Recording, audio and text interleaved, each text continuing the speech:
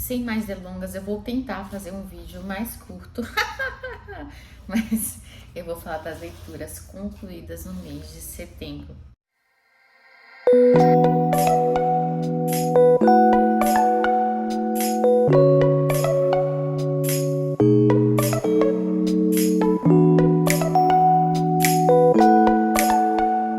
Oi, gente, eu já vou começar com uma roubadinha aqui com vocês, não vou fazer muito preâmbulo, não. Não botei a marcaçãozinha de lida aqui ainda. Mas eu esqueci no mês passado de falar um livro do Dostô que eu concluí mês passado, então a gente vai ter dobradinha de Dostô. Coincidentemente, a maioria das pessoas que fazem a resenha desses dois livros de Dostô juntam. Então, seguindo meu projeto Lendo Dostô em ordem cronológica, acho que agora eu já li 7 livros do Dostô. Em ordem cronológica, o terceiro livro foi esse aqui, A Senhoria, e o quarto, Noites Brancas. A Senhoria foi um livro que me trouxe sentimentos conflituosos. A gente vai conhecer nesses dois livros dois sonhadores e eles falam que aqui a gente vai ter um Dostô mais romântico, mas não é bem assim. E eu vou explicar por quê. Em A Senhoria a gente vai conhecer Ordinove, que é um homem supérfluo. Sabe o Diário do Homem Supérfluo Turgenev? Eu li no Fala Fernanda, no projeto dela Lendo Dostô em ordem cronológica, e o pessoal tinha lido o Diário do Homem Supérfluo. Eu conheço o conceito, mas eu acabei não lendo o livro. Vai acontecer. Mas essa ideia desse homem culto, que tem um emprego e tal, mas que vive no mundo das idealizações, que não vive a realidade. Então, é entrando nesse entremeio que a gente vai conhecer esses dois personagens, o Ordinove e o personagem sem nome. O Ordinove, ele é um homem voltado para as ciências, para os estudos, recebeu um dinheiro que lhe garantiu ali algum tempo, toda a estrutura russa da época, ele mora de aluguel num local, mas a senhoria dele teve que mudar e tal, ele está procurando um novo local para morar. E ao contrário do que é costume dele, ele resolve sair de sua toca e explorar a cidade. Nessa que ele explora a cidade, a gente já vê um conflito interessante aqui. A ciência se encontrando com a religião, com Deus. Eles entram na igreja e na igreja ele vê uma mulher muito bonita, depois a gente vai descobrir que é a Catarina, chorando copiosamente, acompanhado de um senhor, o Muri, um senhor mais velho, idoso, carrancudo. Nessa, ele stalkeia esses dois, porque ele tá completamente apaixonado por Catarina, um homem que vive lá recluso, fechado, e de repente encontra não só a beleza, gente, mas a fé, o fato dela estar chorando ali daquele jeito, e lembra que ele é homem da ciência. E a gente descobre que o Muri é o homem da feitiçaria, do paganismo, assim existe a lenda, tá? Então a gente tem essas três coisas bem diferentes, né? A ciência e a religião, que podem se unir sim, mas muito disso, e o paganismo, o adivinho, a feitiçaria. E esse Muri parece que não é um cara que se presta assim. Fato é que, por questões X, o Ordinove consegue morar com esse casal, como ela sendo a senhoria dele. E a gente não entende bem qual é essa relação da Catarina com o Muri, com esse senhor. Lá pras tantas, a gente descobre que ela conta uma história de que ela cometeu um pecado muito grande, muito grande. Ela morava com a mãe dela tinha um segredo, parece que a Catarina não era filha do marido dela. Esse marido dela morre por circunstâncias que envolvem o Muri. O Muri começa a aparecer lá na casa, requisitando a Catarina, a princípio como filha, mas a gente vê que existe algo incestuoso ali. Ele meio que compra ela com presentes e tal. Bem, se envolvem, uma relação que fica implícita e incestuosa. A mãe entra em choque, a mãe morre também. E a Catarina carrega essa extrema culpa. Só que o Muri, ele põe a Catarina num contexto de uma prisão, uma reclusão moral, que ela não encontra saída para a vida dela. E ela começa a se alimentar desse sofrimento moral, do pecado. E ela começa a sentir prazer com este pecado. É um negócio muito louco. tá? Nessa, hoje, novo sonhador, imaturo, que vive para a ciência, entra nesse ninho. E ele se apaixona, e existe uma correspondência ali. E ele vai conhecendo essa estrutura podre que tem aí nesse redor. E ele vê esses sonhos dele sendo destruídos e virando pesadelos, literalmente. E aí a gente vê aquele Dostoiévski febril, a gente vê a primeira descrição de uma convulsão, que era uma coisa que Dostoiévski tinha. Até então, os livros dele, o primeiro, Gente Pobre, e o duplo, não tinha convulsão, né? Ele tem convulsão, febril, entra aquele estado onírico, as conversas, ninguém sabe o que entendeu e tal. E acontece um monte de coisa. E você não sabe muito bem ali, quem vem da leitura do duplo vai entender isso. Se ao chegando ali no final, não vou dar spoiler do final, ao chegando ali do final, as coisas aconteceram realmente ou não, tá? Você fica, no final você vai ficar a expectativa, e aí, Caterina vai ficar com o Ordinov ou não? E quem é esse Muri e tal? E todo mundo tem muito prestígio pro Muri, sabe? Não, ele é um homem muito... Ele tem muita inteligência, ele sabe muito bem falar, se expressar e tal. Todo mundo tem essa visão dele. É meio difícil você fazer as pessoas desacreditarem de quem é esse cara mesmo. E como tudo se misturou com o sonho onírico, você não sabe se é delírio, se é tipo... Porque muita coisa não fica explicada, muita coisa fica no ar, muita coisa fica solta. O enredo é meio cortado, não sei se dá pra entender pra vocês. É meio intrucado, coisas soltas, pedaços ali, aqui, ali, que você tenta juntar pra fazer.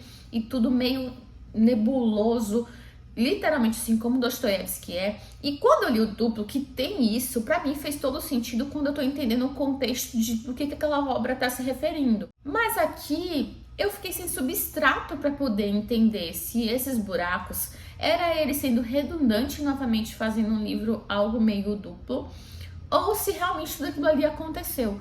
Você não sabe se os delírios que ele teve, esses sonhos, são pura fantasia e ele criou como esse homem sonhador que vive pensando na ciência e não sai, mas é supérfluo, fica lá sem produzir muita coisa. Se esse conflito, esse choque com possíveis realidades fez ele construir fantasias de aquele homem que não tem contato com o mundo, ou se realmente tudo aquilo aconteceu e é isso, e acabou a história. Então é um livro interessante, sim, mas eu senti ele mal construído. Desculpa eu dizer isso, quem sou eu para falar que Dostoiévski construiu mal alguma coisa? Nabokov assim o faz, alguns críticos literários falam que a forma com que Dostoiévski constrói os livros, ela não é caprichosa, ela é amachadada. Muita gente achou meio fantasioso e deliroso demais esse livro, e eu entendo por quê. Já aqui em Noites Brancas, a gente vai entrar novamente na fantasia. A questão do romantismo é porque esse personagem apaixonado, extremamente devoto pelo seu objeto de amor, tem aqui, mas eu não consigo ver outros traços do romantismo aqui. Eu acho que é muito algo mais sonho, devaneios misturados com a realidade para te deixar no desconforto sem saber realmente o que aconteceu ou não. Noites Brancas, aqui a gente vai falar de um outro homem supérfluo, que é um homem que vive sozinho, que não tem nome. Assim como Memórias do Subsolo, esse personagem não tem nome. E o fato dele não ter nome faz parte de um discurso que ele traz aqui, dele dizer que ele não tem história. Ele não tem história, porque ele vive de fantasia, então ele não tem história. Lá em Memórias do Subsolo, o fato dele não ter nome, pra mim, foi muito mais que ele podia ser qualquer um, sabe? Qualquer um que encaixasse naquela descrição. Mas aqui também eu acho que cabe. Aqui a gente vai ter um personagem bem quixotesco. Ele trabalha, vive isolado e o maior contato dele com a realidade, com o mundo, é na hora que ele está saindo do trabalho, voltando para casa, que ele passeia por São Petersburgo, ainda assim dentro de sonhos, porque ele vai passeando, devaneando, que conhece fulano que anda aqui todo dia, que passa com ele, sem nunca ter falado. Mas o fato de encontrar todo dia pra ele acha que ele conhece os contatos sociais que ele tem. Ele mora com uma pessoa uma senhora que limpa a casa pra ele, que cuida da casa pra ele, mas ainda assim ele não tem outros extras contatos sociais. Ele personifica a casa, essa casa eu conheço, a casa falou com você. Gente, ele vive nessa fantasia, tudo ele bota dentro de um contexto que estou escrevendo uma história legal aqui de um livro. Então é um personagem bem quixotesco. Tem ciência dessa ausência dele de ciência de realidade, de viver coisas reais, de viver coisas palpáveis. Ele tem essa ciência disso.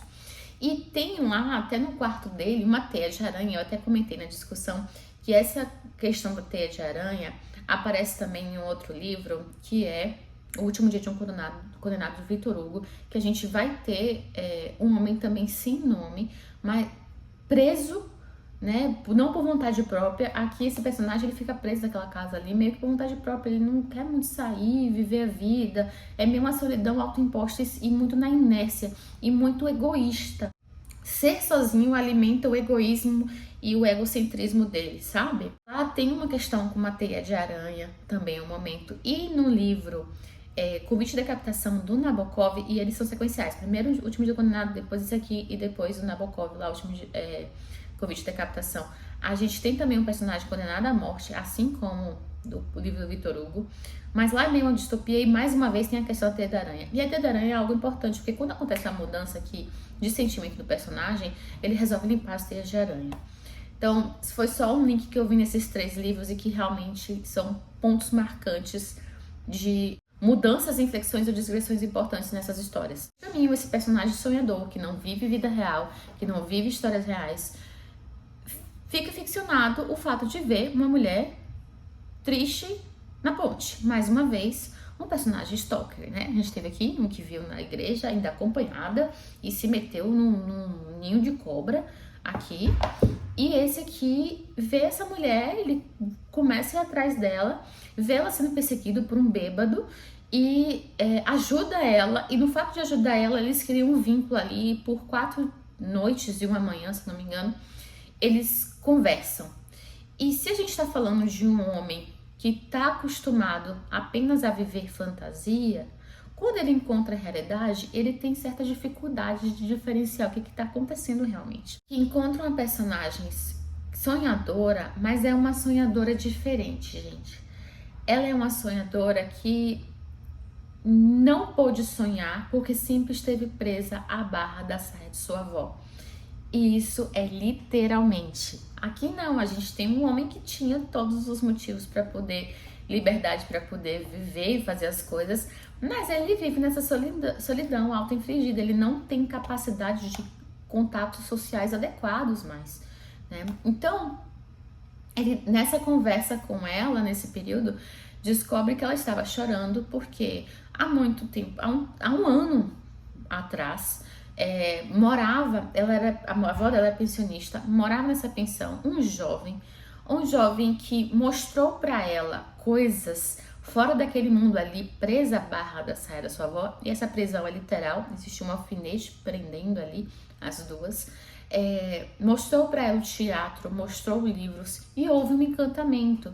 E ela, nesse encantamento, ela fala, ele tá para ir embora, ela fala, não, eu vou com você, arruma as malinhas da... Ele fala, não.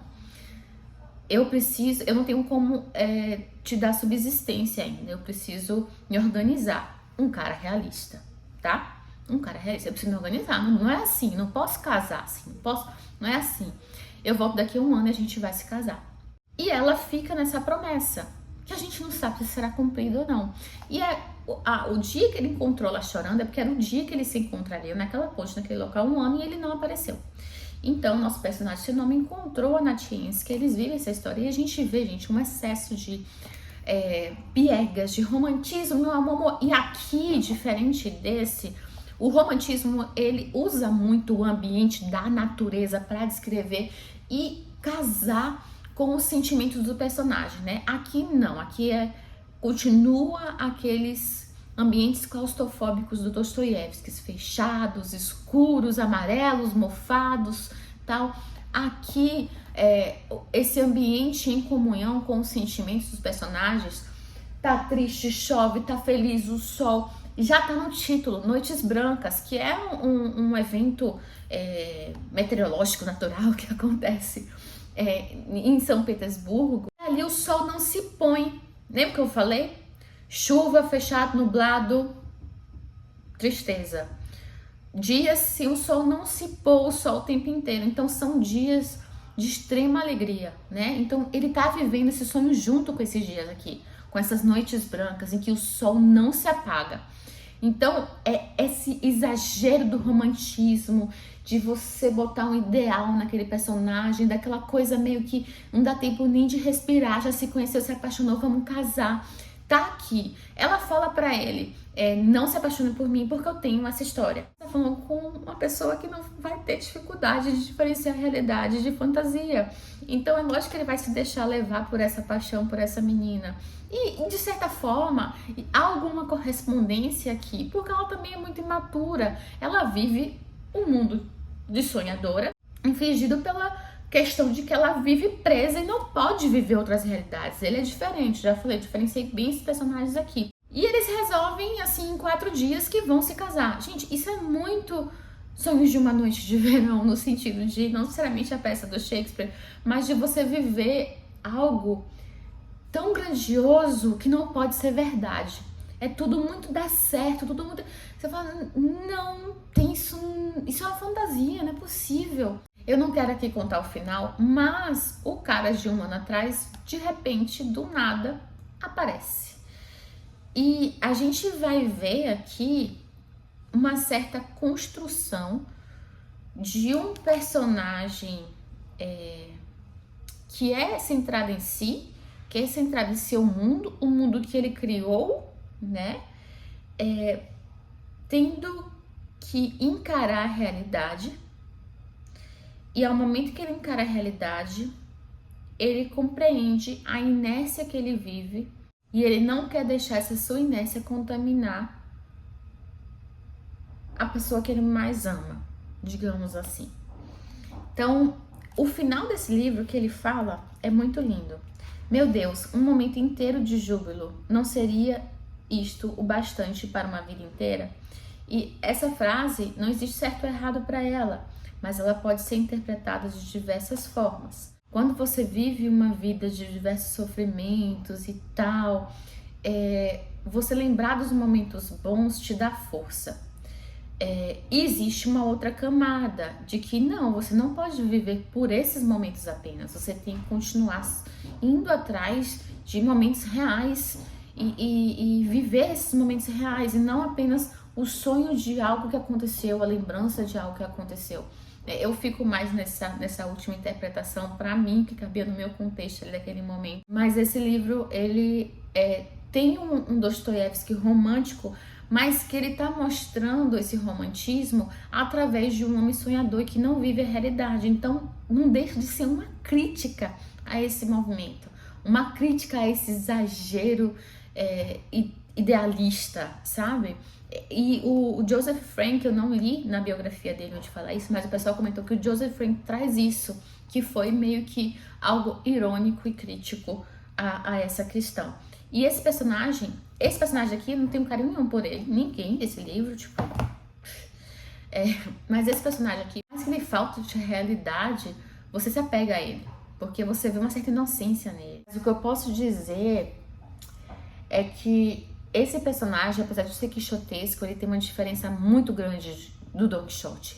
E não só o tamanho do livro, mas é porque Don Quixote, vivendo nas suas fantasias, ele resolveu transformar suas fantasias em algo real. Já esse personagem daqui, ele não tem essa busca. E quando isso é entregue no seu colo sem ele pedir, a mensagem é meio pessimista, é meio o que eu tô fazendo da minha vida, sabe? Então, é um livrinho bonito, mas não entra na onda de achar que é um livro romântico do Stoll e que a gente vai falar sobre amorzinhos bonitos, coisas fofinhas, como algumas pessoas acabam falando desse livro. Não é. Dostoiévski não é disso, gente. Não é. E eu vou falar de um livro que lemos no nosso clube de livros sobre livros. A gente leu 2 livros da Jane Austen. A gente leu Orgulho e Preconceito, que eu fiz um resumo para vocês nos lidos de agosto. E a gente leu Mansfield Park, talvez um dos mais polêmicos dela, porque tem uma personagem aqui que muita gente não consegue compreender. Eu tive certa dificuldade de me encaixar aqui nessa personagem, mas até como Nabokov fala, e eu li aquele livro Lições de Literatura do Nabokov, não é com essas palavras, mas é como se ele desse um puxão na orelha da gente pra gente parar com essa mania de achar que a gente tem que se identificar com o personagem do livro. A gente tem que ler pra entender a história. E foi muito importante ser uma personagem tão diferente de mim, porque foi um exercício de uma questão X. Então a gente vai falar aqui de 3 irmãs. A senhora Bertram, que é muito bonita e vazia, tá? Ela é uma personagem bonita e vazia e que também vive numa inércia, numa preguiça, não deixa a vida me levar, a vida leva eu. E que faz um casamento de sucesso com um homem rico. A senhora Norris, que é uma mulher amargurada, ficou viúva e sem filhos, e o marido era clérigo, e muito invejosa, amargurada, e gosta de apontar o que cada um tem que fazer de sua vida, para sua vida ganhar relevância. Ela vive numa vida ali tão meio que medíocre, sem nada, que ela quer viver a vida dos outros no sentido de mandar, eu mando, eu comando, eu organizo. Ela é uma personagem repugnante. E a gente tem a irmã Price, que tem um casamento com um homem que bebe muito, que não tem dinheiro, vão morar longe, vão morar mais para a cidade, os outros dois irmãos estão no campo, e tem muitos filhos e vivem uma situação social, econômica difícil. E era muito comum nessa época uma adoção informal.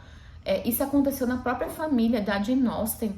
O Edward, um dos irmãos dela, foi adotado informalmente pela família Knight. Inclusive, isso pôde proporcionar a ele condições financeiras que ele desse subsistência às suas irmãs, caso tal, inclusive financiasse a carreira da Jane Austen. Essa adoção informal da filha mais velha, da mulher mais velha, da Price, que é a Fanny Price. A Fanny é uma menina de 10 anos que ama seu irmão William e que de repente, do nada, se vê retirada do seu lar, e esse livro é muito sobre isso. Lar, pertencimento, e lar, família, criação. Foca nisso, são as temáticas de discussões aqui nesse livro. Existe inclusive um poema chamado Tirocínio, do Cowper, que era um poeta super conhecido na época. Eu até li um resumo da bio dele para a gente compreender aqui, que esse poema é meio autobiográfico, porque ele não tinha mãe, o Cowper, esse poeta, e o pai colocou ele para ser criado nesses internatos da vida e teve pouco contato, afeto. E a gente vê que o Cowper desbanca assim. E esse livro, esse poema Tirocínio, que foi o poema meio inspiracional para esse livro aqui, vai falar sobre os pais criarem os filhos, esse contato, esse não abandono. É muito nisso. E a gente vê aqui essas famílias sendo criadas, a família dos Bertram, com pais presentes, mas ausentes do ponto de vista moral e educacional. A Fanny, que é adotada e colocada no lar dos Bertrams, mas sem se sentir pertencida, e por isso ela tem um vazio dentro dela, que a gente já vai discutir. E a senhora Norris, que não pôde exercitar esses laços com seus filhos e que acaba exercitando com a vida alheia, de forma deficitária. A Fanny, ela chega, se sente acuada, se sente sozinha, se sente desprotegida. Existem duas irmãs, a Mary e a outra irmã, que são bem snobs com ela. E existe dois irmãos, o Tom, mais velho, que é da pá virada. A estrutura não é etária a palavra, a estrutura de posse de bens familiares na época, que os bens todos eram passados por irmão mais velho. Cabia o irmão mais novo, se fosse homem e tal, entrar na faculdade, universidade, ir para carreira acadêmica, ou entrar para o clérigo, enfim, mas o dinheiro ia para o mais velho, independente se esse mais velho era capaz de cuidar disso ou não, e o Tom claramente não é capaz, tá?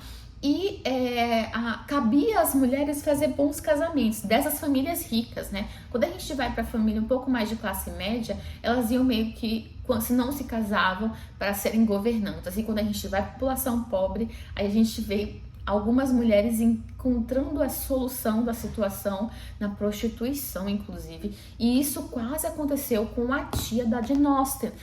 Ela foi para as Índias Orientais para poder encontrar um marido lá, para fugir desse destino. Então, a temática casamento é muito importante para quem vai estudar as obras austenianas, enfim, entender a importância e o contexto social e o valor do casamento, não só do ponto de vista emocional de amor, mas de subsistência de vida. Ai, mais uma vez, casamento como solução de tudo. Isso é tão anacrônico. É a pessoa ficar tão no raso e não compreender socialmente o que a gente está discutindo aqui. E eu tô lendo a bio da Austen e vai ficando muito claro como isso era fundamental nessa época regencial e se prolonga para a vitoriana, porque a de nós era o período regencial.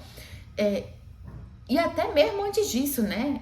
O casamento era inclusive laços políticos e financeiros fundamentais e a troca de moeda da época. Essas crianças crescem, o Tom vira, como eu falei, esse cara que não vai dar certo, é o que vai herdar o dinheiro dos pais, é que vai ter mais importância social, financeira ali, mas moral zero, vive pra jogo, pra curtição, pra bebedeira. Tem até um episódio aqui que ele acho que ele faz alguma pancreatite alcoólica, alguma coisa assim, bem, quase morre. O Edmund, ele tem um bom caráter e ele resolve ser clérigo, né? Por causa das peripécias do irmão, quando surge ali a oportunidade dele assumir a paróquia onde o próprio pai morava ali, ele não pode e acaba indo para a família Grant. Isso é importante, grava essa família Grant aí. E as irmãs, fúteis, sem valores, não estimam os pais, ficam muito felizes quando o pai vai ter que ir para Antíquas, não sei, para uma ilha bem longe lá onde ele tem terras e ficar um tempão, correr risco de vida. Ah, que bom, ele não vai estar aqui mais, ai, graças a Deus. E a senhora Grant, que foi quem fez todo esse intermédio de trazer a Fanny para cá, o discurso de falsa virtude, ai, vamos dar condições sociais para um dos filhos de nossa irmã, porque isso vai aliviar ela e a gente vai dar oportunidade para essa menina, essa Fanny. Aproveitando dessa condição estranha e inferior da Fanny ali, para desmoralizá-la, para jogar toda a sua raiva, para colocar todo o seu preconceito, todas as suas frustrações nas costas da pobre da Fanny. E a Fanny, gente, quem é essa personagem? É uma personagem muito condescendente, é uma personagem que não sabe dizer não, é uma personagem do sim, senhor. Ela tem uma moral reta, ela tem uma moral que não aceita poréns, ou talvez, ou isso e aquilo. Criado entre a Fanny e o Edmund, laços que vão muito mais do fraterno. Mas pela parte da Fanny, por o Edmund ter sido a pessoa que desde o início conseguiu olhar para ela, acolher ela, dar livros para ela, ajudar na educação dela, ela acaba transferindo essa ausência de vínculos afetivos para ele e se apaixonando por ele, mas ela não pode falar. Ele é irmão adotivo dela, primo, mas casamento entre primos, gente, era tudo bem naquela época, mas existe a questão de ser irmão adotivo, mas ela não era casada, ela não era tratada como irmã, ela era tratada mais como uma serviçal da casa do que qualquer outra coisa. E chega esse novo clérigo Grant, e a mulher desse clérigo tem 2 irmãos, os Crawford. Gente, que dupla! É uma dupla caos, confusão, e até brinquei com a parceiros no crime. A gente tem a Mary Crawford e o Henry Crawford. O Henry, ele é aquela coisa que a gente fala do arquétipo do herói byroniano, do cara sedutor, do cara mal, do bad boy. Ele é o bad boy sedutor, tá? E que tem alguma condição financeira que todas as menininhas ficam... E ele curtindo a doidada, curtindo a vida. A Maria, ela veio da cidade, porque a gente tá falando aqui também de contraste campo-cidade. Todo mundo ali tá no campo, né? A cidade, a Austen traz um pouco desse estereótipo que a cidade é o local da corrupção, da mentira, né? Que Londres seria meio isso, e que o campo é o local da inocência, da pureza. Ela traz um pouco disso em suas obras.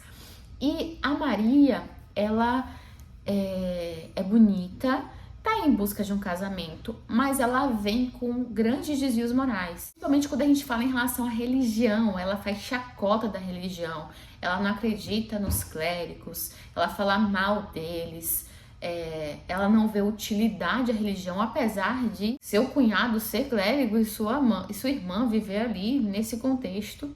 E ela é muito impetuosa.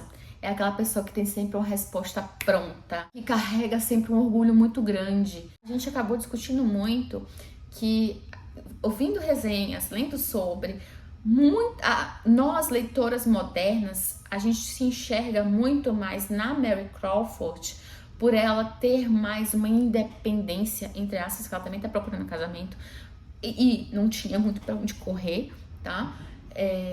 Mas ela ela não baixa a cabeça, ela fala o que ela sente, ela fala o que ela quer, e é muito comum a gente, como mulheres pós-revoluções de gênero, enfim, a gente acaba validando esse discurso, mas falta a Maria valores.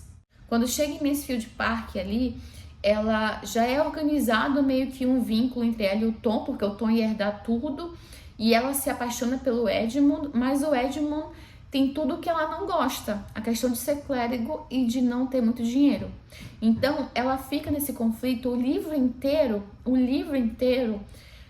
se ela cede ao amor ou não, porque ela busca coisas que são muito superficiais. Aí ela fala, troco o dinheiro para esse cara que eu amo e que me ama ou não? Ele, gente, não era pobre, tá? Ele ia ter renda fixa, local para morar. Não era pobre. O fato de ser clérigo não era pobre, mas ela queria a abundância. Ela queria título, ela queria nome. Então eu fiquei muito assim, caramba, meio decepcionada. Por que as pessoas só conseguem enxergar na Maria, que é sim algo bom, o fato de ela falar o que sente, falar o que quer e não enxergar na superficialidade em que ela vive. Você falar seus desejos, você ter essa coragem é algo bom. A Fanny é o oposto da Maria, ela é literalmente o oposto. Ela é o oposto ao campo-cidade, porque a Maria, a Mel é a cidade, a Fanny é campo. Ela é o oposto de desejos de vida, porque a Fanny é extremamente religiosa. E a Mary, como a gente já falou, não, nada disso. E a Fanny é muito condescendente, ela cede tudo pelos outros, o que é também um defeito. Esse ceder tudo pelos outros é um defeito, e esse só o que importa é o que eu quero, que é meio que a Maria tá, também é um defeito.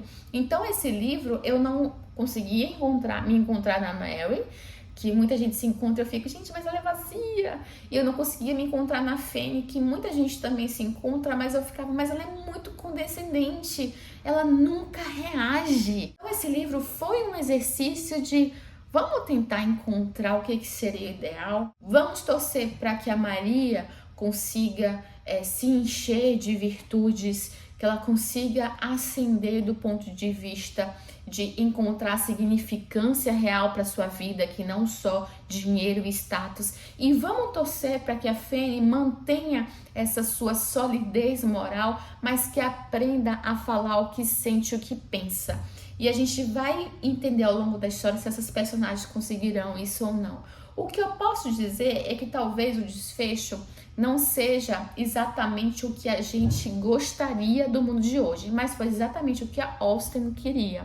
Porque a gente vai ver esse conflito em momentos muito interessantes, em momentos de muita tensão, digamos assim, entre a Fanny e a Mary, não como uma rivalidade direta, porque a Mary jamais acha que uma menina pobretona como uma Fanny possa ser algo que vá competir com ela pelo amor do Edmund. Até porque o Edmund, ele está literalmente enfeitiçado. E a gente falou sobre os sinais de feitiço, não real, mas um feitiço, digamos assim, simbólico, que ele está aqui pela Mary, que ele não consegue enxergar o vazio dela, assim como vários leitores, tá? Vários leitores se enfeitiçam com a Maria e não conseguem enxergar o vazio que ela tem. O irmão vem nessa jogada porque a gente tem aqui um quarteto amoroso. Porque o irmão vem na jogada, que o irmão, fazendo aquela coisa bem sessão da tarde, eu vou apostar com você que eu vou pegar essa menininha aí, que eu vou fazer ela ficar caída por mim. Ela é tão virtuosa assim, nada, eu vou mostrar pra vocês. E o feitiço vira contra o feiticeiro.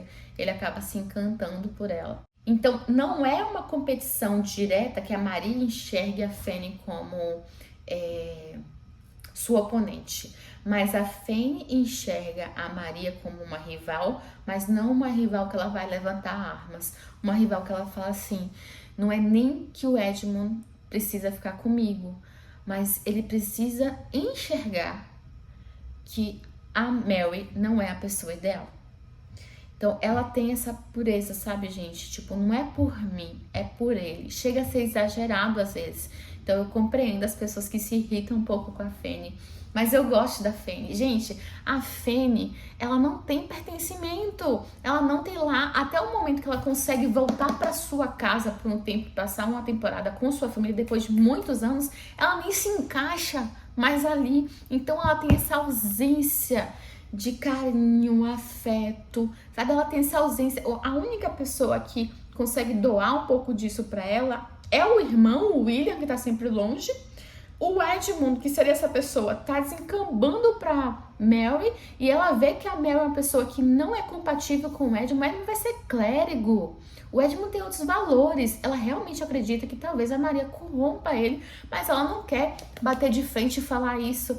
E ela fica sofrendo, tipo, como é que ele não enxerga? Como é que ele não enxerga? Como é que ele não enxerga? Ela fica nessa. E ela o tempo todo subjugada naquela família, posta de lado naquela família. Até o quarto que ela frequentava não tinha lareira para aquecer o dia a dia dela, que é algo que seria tão simbólico, né?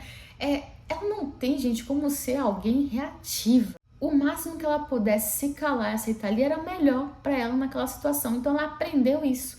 É uma pessoa que tem uma carência de afeto e é uma pessoa que não tem espaço para ser reativa, porque isso poderia virar para ela de uma forma muito ruim. Olha a profundidade psicológica que o Austen traz aqui para essa personagem.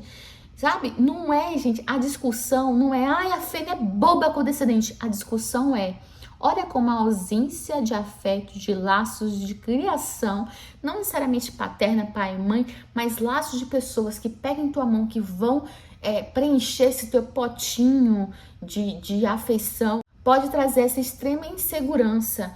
E como também a ausência de valores importantes ideais, porque os Crawford foram criados por um casal que eram incompatíveis, só viviam brigando, um odiava o outro, um punha todo mundo contra o outro, então eles não acreditam nos valores reais de casamentos felizes, e isso corrompeu esses jovens e a mente deles também, e transformou esse clima de briga que a Mary viveu ali, transformou ela numa pessoa extremamente reativa. Olha a profundidade psicológica desse livro. Aí eu fico tão chateada quando as pessoas falam assim, ai, aquela Fanny é uma boba, é uma idiota. Gente, isso é você ler o livro na camada mais superficial de todas. Esse livro tem muita coisa. E muita gente se identifica com a Fanny e vira questões de autoanálise. Será que eu não posso ser um pouco mais reativa? E quando a gente vai pra Mary, a gente fala assim, caramba, será que eu não posso ser um pouco menos? Será que eu não posso ceder às vezes e não olhar só pro meu umbigo aqui? E o Edmund, gente, olha, é um personagem que eu não gosto dele, porque ele chega a ser bobo nesse encantamento, mas é um personagem que ao mesmo tempo eu não tenho substratos de coisas ruins que ele fez pra falar mal, porque ele não faz necessariamente nada de ruim. Talvez essa inércia dele e esse feitiço que ele tenha o feito ser omisso em algumas situações, mas de fato ele não fez nada muito errado. E o final muita gente não gosta, mas eu achei o epílogo desse livro brilhante, porque a Jane Austen, que é uma voz narradora que não aparece aqui em primeira pessoa, narrador em terceira pessoa, ela vira pra você, chega assim e fala assim, ó, epílogo, estou aqui, sou eu sou a criadora desse livro e eu fiz esse livro do jeito que eu queria que ficasse. Meus personagens vão ter o final que eu quis e não questione. Ela quebra essa barreira, sabe, do personagem narrador em terceira pessoa e vem em primeira pessoa pra falar, para de inventar, para de fazer frufru, funcionou, o tempo foi o suficiente para que as coisas se organizassem assim. Parece um desfecho meio fácil, mas foi muito inteligente e muito interessante. Eu gostei demais. Gente, esse livro é riquíssimo. Confesso que Orgulho e Preconceito foi um livro que a leitura me chamou muito mais. Esse livro aqui, ele tem umas quebras que até o Nabokov fala que foi interessante para puxar o leitor para o livro, mas que para mim me distanciou. Que é a questão de um momento, a gente tá aqui nesse narrador em terceira pessoa, super irônico, engraçado, vendo a situação, aí as coisas muito lentas para acontecer, e aí de repente ela vai visitar os pais e a gente volta para um caráter epistolar do livro e depois voltava. Isso era para dar dinamicidade, mas eu confesso que a história poderia ser um pouco mais resumida. E para mim, reduzir um pouco a história daria mais dinamicidade. Então, eu acho que eu dei 4,5 por conta disso, que em alguns momentos foi meio assim, ai, ai, sabe? Me apaixonei pela Fanny, consegui entendê-la, consegui mergulhar na alma dela para compreender o que ela estava sentindo. Inclusive na Mary, eu consegui mergulhar na alma da Mary para entender por que ela era daquele jeito. Eu acho que é esse o exercício fantástico da literatura, né? Te dá a capacidade de ter empatia a ponto de você conseguir compreender construções morais e psicológicas de modelos que existem na vida real, né? E isso traz para mim a discussão de O Cérebro no Mundo Digital. Saiam da leitura superficial. Esse livro eu li no Kindle, é da Marianne Wolf. Ela fez doutorado em dislexia, distúrbios de aprendizado na Califórnia, e ela escreveu esse livro que traz justamente pra gente essa questão. Não existe um enredo aqui para eu contar uma história para vocês, mas de forma resumida, se existe diferença dessa leitura do físico pro digital e o que está acontecendo com a mente das pessoas hoje com essas informações digital, né? Com esse hiperestímulo o tempo inteiro que o mundo digital traz pra gente. Ela já começa dizendo pra gente que ler não é que nem andar, comer, que é algo natural, que o cérebro já foi programado. Não, ler não é algo natural. O cérebro teve que se readaptar, fazer novas informações, conexões para criar essa ferramenta pra gente. E isso é recente quando a gente pensa no tamanho do mundo, no tanto que o mundo existe. Acho que o primeiro escrito que a gente tem é a Epopeia de Gilgamesh, lá da Babilônia, e a popularização da escrita mesmo veio com Alexandre o Grande, sua Biblioteca de Alexandria, e como ele conseguiu trazer o alfabeto grego, que é um alfabeto que vinha com fonemas, e isso modificou o mundo de forma inteira, né? Isso ela não traz aqui, mas, enfim, só pra gente entender que isso não foi algo que nasceu com a gente. Eu só abro um ponto. Nossa geração aqui, não a geração mais atual, a gente também não nasceu com capacidade de ter essa atenção e ponderação com o mundo digital. A gente tá aprendendo. Nós somos a geração da transição, tá? A geração que tá vendo é a geração desse mundo novo, e a geração anterior à nossa é a geração que não teve contato, e nós somos a geração da transição. Eu tô apontando isso porque isso para mim é importante em algumas ponderações que eu vou fazer mais tarde. Traz algo que eu muito acredito, e obviamente existe as bases fisiológicas para isso, é o poder da leitura, né? Disso que eu falei para vocês, da gente criar repertórios sociais a partir de personagens, e como uma leitura profunda gera empatia, e isso é justificado por conexões neurológicas mesmo. Tem uma carta, ela faz o livro em forma de cartas, que eu não gostei muito, porque ela criou algo lúdico para explicar as conexões, que talvez para quem não conhece da área tenha feito sentido. Para mim, que sou médica e que conheço como é que funciona a cabeça, o cérebro e tal, esse lúdico virou algo tão fantasioso que não fez sentido. Mas por conhecer o que ela queria dizer, eu sei o que ela quis dizer. Que você tem a visão, que vai lá para os cones de retina, passa pelo quiasma óptico, as conexões até chegar lá no occipital para vir a informação da visão, você transformar aquela visão de letras para palavras e construções de frase. Tudo isso está muito perto de áreas motoras e sensitivas. Então, nesse processo de ler, quando você faz uma leitura profunda, atenta, quando você consegue recrutar todas essas outras camadas que estão ali próximo, você sente parte das coisas que aquele personagem ali sente. Como ela dá um exemplo que eu não posso dar porque vai ser spoiler, mas assim, se um personagem no livro está correndo, você de certa forma sente o coração acelerar, sente aquela angústia dele correndo ali. Quando o personagem está extremamente feliz, você cria neurotransmissores de felicidade, dopamina, serotonina. Isso vem junto, e isso só acontece na leitura profunda. Então isso gera a capacidade de você se transpor da sua condição para a condição do outro. Por isso que é importante ler livros bons, porque você não quer ler livros em que esse se transpor para outros são por nada, por questões vazias, por questões que não vale a pena. Leiam livros bons. Fecha parênteses. Então, isso forma para você repertório social, psicológico, moral, sem que você necessariamente precisa viver pessoalmente aquela experiência, que inclusive pode ser uma experiência desagradável e você não quer viver uma experiência desagradável. Então você pode aprender através do personagem. E, Jamile, mas quando eu vejo um filme é igual. Não, gente, não é igual.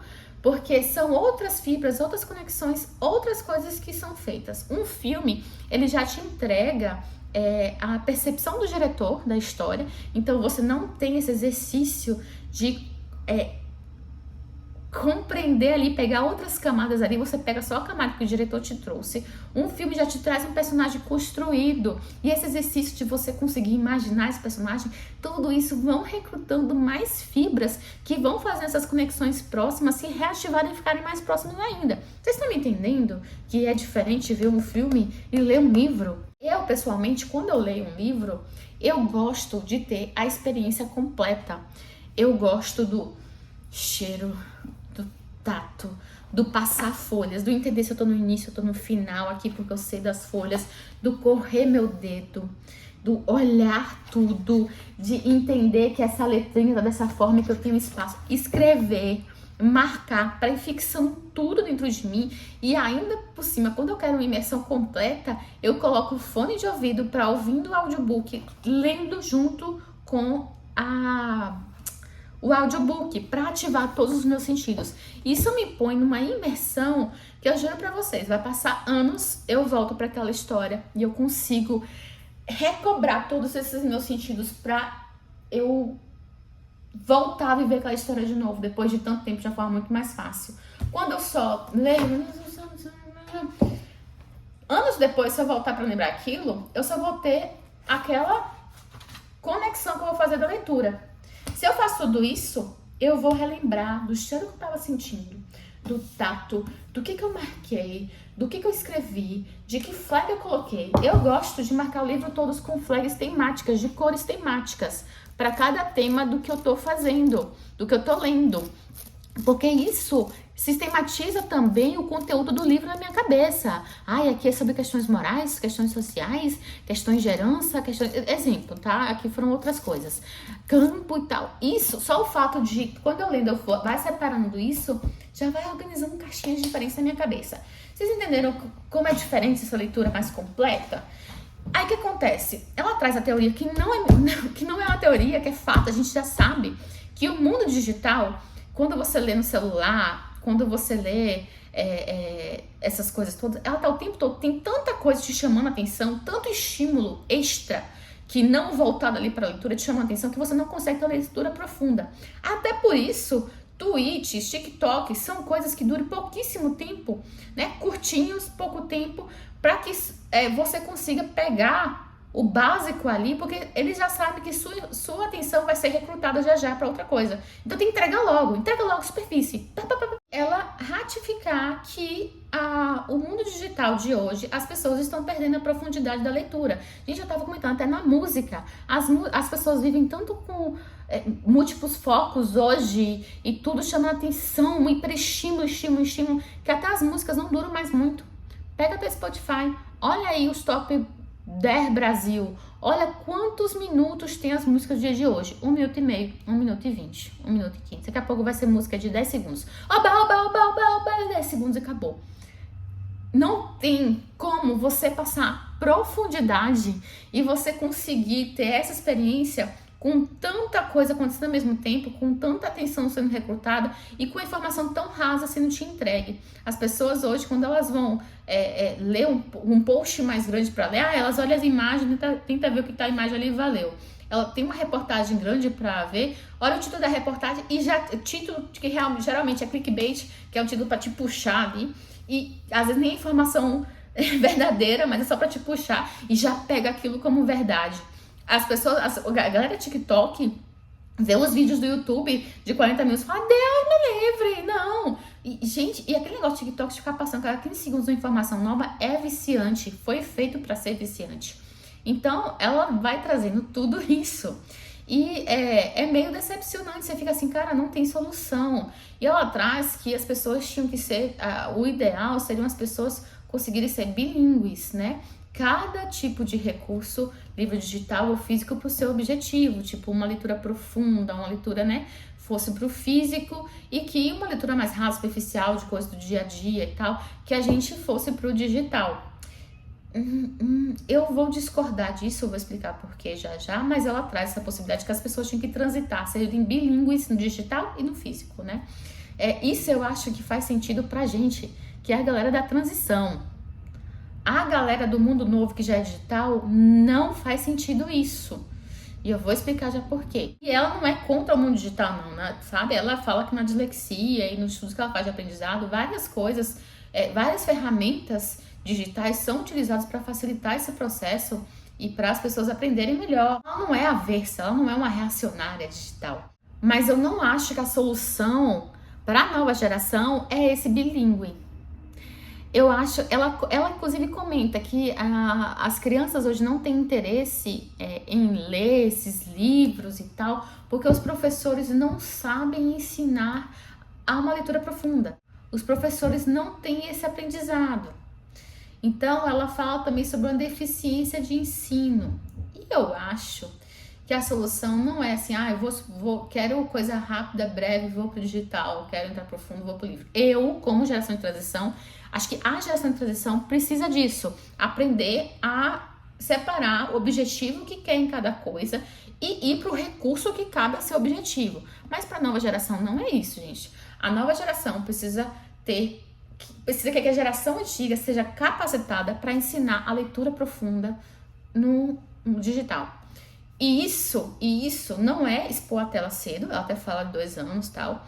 E aqui agora vem a minha opinião, que não sou doutora no assunto, não entendo nada do assunto, mas tenho experiências pessoais e tô no meu espaço, no meu canal, quero pôr minha opinião aqui. Eu acho realmente que, enquanto os pais, educadores, a gente tem que abominar essa exposição extremamente excessiva e extremamente cheia de estímulos que TikTok, celular, isso traz. Eu acho que é possível criar a experiência da leitura de um livro, sim, no digital, através de um Kindle que tem lá só o livro, que tenta, por exemplo, pôr a experiência de você não gira a página para cima, gente. Você tenta girar que nem um livro, de readaptar essa experiência para algo que te concentre ali. É possível no Kindle marcar, sublinhar por cores diferentes. Quero procurar aquele negócio ali.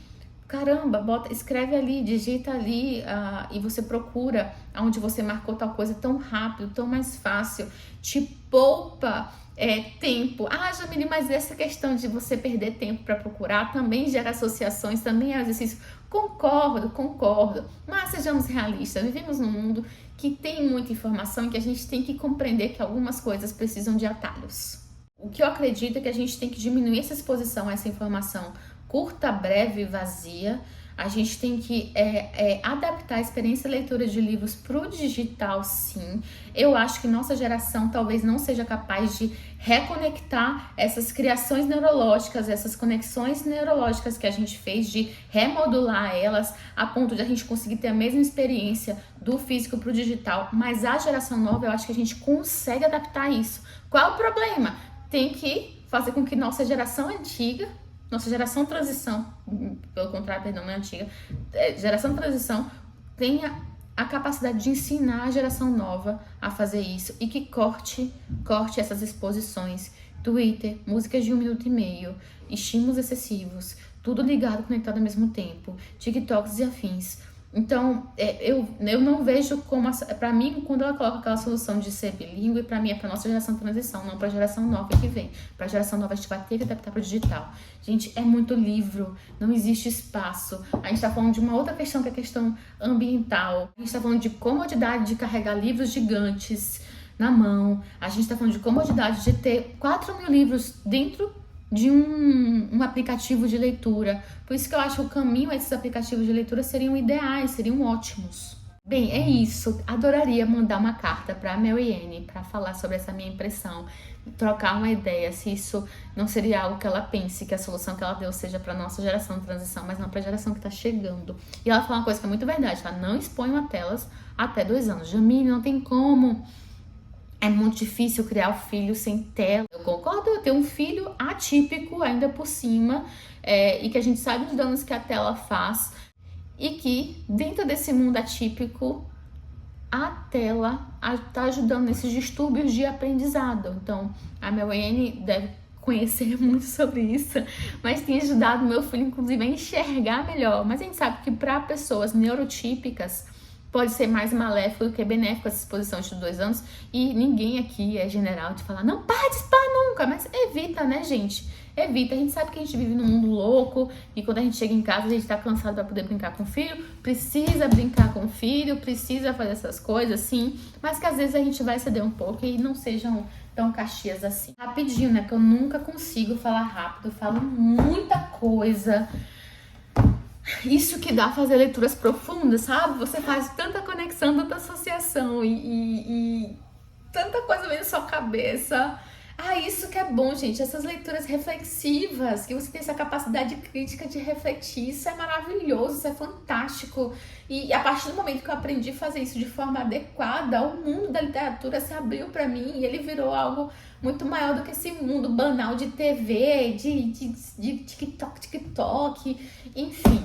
Lembremos dos nossos sonhadores. O mundo real ainda é a melhor escolha. O mundo real é o mundo que precisamos viver. Não adianta ficar fugindo o tempo todo pros livros, não. Tem hora que me dá vontade de, vou fugir para uma ilha deserta e levar minha biblioteca, mas não dá, né? O mundo real está aí, vivamos a realidade. Vou agora para esses 3 últimos livros, que vai ser super rápido. Esse aqui, Resolve. Sou Bela, meu primeiro contato. Meu Deus do céu, que prazer.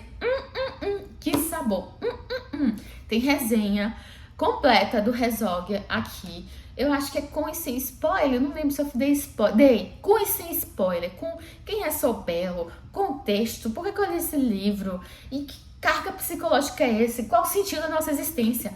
Gente, esse livro, tudo que ela fala ali sobre a leitura profunda, explodiu na leitura desse livro. Meu Deus do céu, eu preciso reler esse livro zilhões de vezes para voltar a pegar outras camadas aqui que eu acho que eu não peguei. E a camada que eu consegui pegar já foi meu pai do céu. Então tem resenha, eu vou deixar o link aqui embaixo. Se eu lembrar, eu vou colocar o link aqui, o card aqui em cima, eu nunca lembro. Mas eu vou colocar o link aqui embaixo, tem resenha completa sobre eles. E Harry Potter, não vou falar muito, gente. Eu tô terminando de ler a saga Harry Potter, é a primeira vez que eu leio a saga. Os filmes também é a primeira vez que eu estou vendo os filmes. Eu parei no 3º filme, inclusive eu não falei isso no mês passado, eu vi até o 3º filme. E eu li o 4º livro e o 5º livro. O que eu posso dizer resumidamente aqui? Não vou contar a história de Harry Potter pra vocês. Realmente uma coisa que ajuda, que é uma pessoa super querida, que participa de um clube de leitura comigo. Ela falou que com o tempo o livro vai saindo da fantasia infantil, do fantástico, que é legal, infantil, que é super legal. O mundo que ela cria, que é muito legal, muito interessante, gente. Tem inclusive um filme, né, que é uma bio sobre ela. Eu sei que existe muita controvérsia sobre ela, tal, mas eu sou time, calma, respira, pequeno jovem. Eu quero muito ver que foi o período que ela teve que, sozinha, criando filhos, escrever as histórias para sobreviver. Mas enfim, voltando, vai saindo disso e à medida que ele vai ficando mais velho, a gente vai ganhando carga psicológica, e é verdade. Tem uma galera aí, principalmente os jovens, odeiam esse livro pelo comportamento do Harry Potter, que ele tá intempestivo, que ele tá revoltado, que ele tá... Não.